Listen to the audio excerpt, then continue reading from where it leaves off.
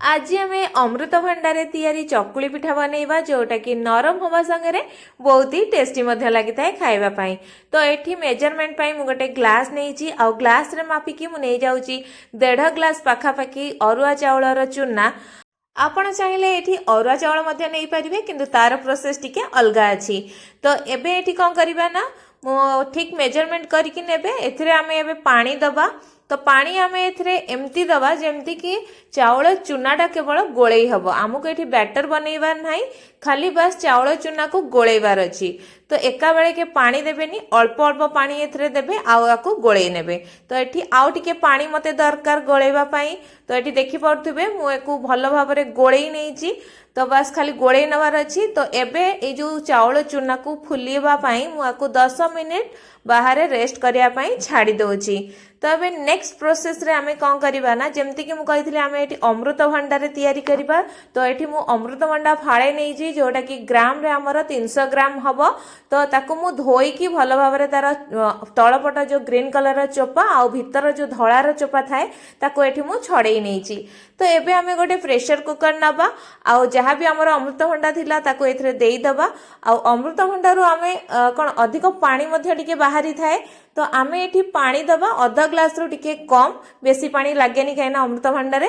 तो एको एबे आमे लिड लगाई नबा आउ 3टा सीटी आसिया पाई छाड़ दबा लो टू मीडियम आंचरे जा फल कि अमृतभंडाटा हमर सिझी जिवो। तापर आमे कौन करवा ना जिते लिडटा पूरा ठंडा हो मुझे देखी आपको काढ़ी अमृतभंडा आमर भल भाव में सीझी जाइए कहीं बहुत ही कम समय नहीं आमर अमृतभंडाटा सीझापी।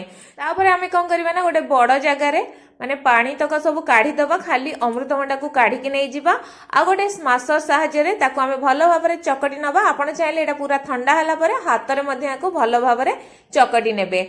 तापर आमे कौन करवा ना गोटे ब्लेंडर जार नबा। एटी पाखापाखि 10 मिनिट पर चाउल चूना गुड़ाक आमर बतुरी जाइथिला बा फुली जाइथिला। एबे सबु तक चाउल चूना गुड़ाक एथिरे देई दबा। आउ आमे जो ठंडा होला परे अमृतभंडा जो चकड़ी थिले ताकू मध्य एपटरे आमे सबु तक से चाउल चूना सहित देई दबा। आउ एमे कौन करवा ना ताकू टिके धोई की माने पाखापाखि 3 रु 4 चामच भळा एथिरे पानी दबा काहे ना अमृतभंडा मध्य आमर पानी बाहरी थाए। तो एबे मु एथिरे पानी दे दोची आ याकू भल भाव में ग्राइंड करके नहीं आसीबा काहे चाउल चूनाटा बाटिया पई बेसी समय हमर लागेनी। तो एबे देखि पड़थुबे एटा पूरा चिकण भाव में हमर ग्राइंड हेकी चली आसीची। तो एबे याकू आमे आ गोटे जगह को काढ़ी नबा। आर कंसिस्टेंसी आपण माने देखि पड़थुबे ग्राइंड हैला परे मध्य एटा टिके मोटा रहूची बा एटा टिके फुला फुला रहूची।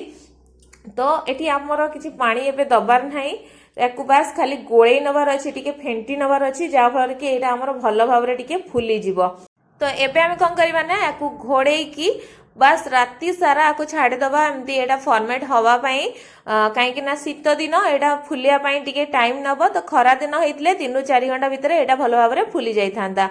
तो राति सारा बतुरेकी रखिला परे एटा आपण माने देखि पड़थुबे तार कंसिस्टेंसी केते माने पतला थिला। तो एबे एटा देखंतु पूरा फुली की पूरा थलथल हे जाईची।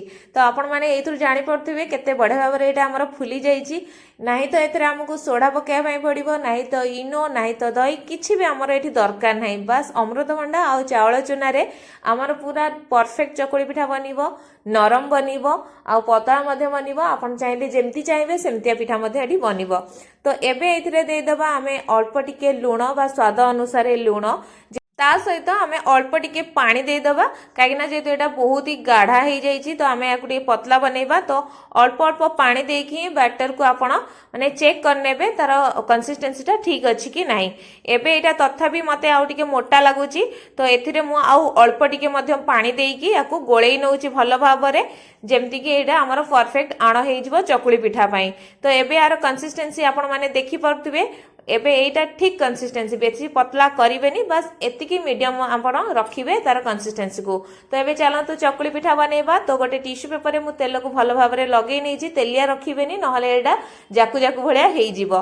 तो एबे मु ताकू पूरा माने गोल गोल करिकी पूरा बनई नौची चकुली पिठा आउ एबे ता ऊपर टिके सिझी गला परे मु देई दउची तेल को काना आगरु तेल देबेनी नहले सेटा हमर लागी जिवो तळपटु तो एबे तळपट हमर सिझी गला परे मु एबे ताकू टिके उल्टे नेजी काना याकू बनिया पई बेसी समय हमर लागेनी तो दुई पट एमती सेकी नेला परे हमर एठी चकुली पिठा बनी जाईची तो आपण माने देखि परथिबे केते परफेक्ट चकुली पिठा बनीची नरम बनीची आउ एटी बहुत ही पतला मध्य बनीची तो एटी आपण चाहिले पियाज पिठा बनेकी खाई परिबे नहले आधरे पूर मध्य देकी खाई परिबे तो आपण माने एमती अमृतभंडा रे तयारी चकुली पिठा घरे थरे निश्चय बनांतु आ समस्त को खुआंतु आ किपरि लागिला आम कमेंट बॉक्स रे कमेंट करी निश्चय जणांतु।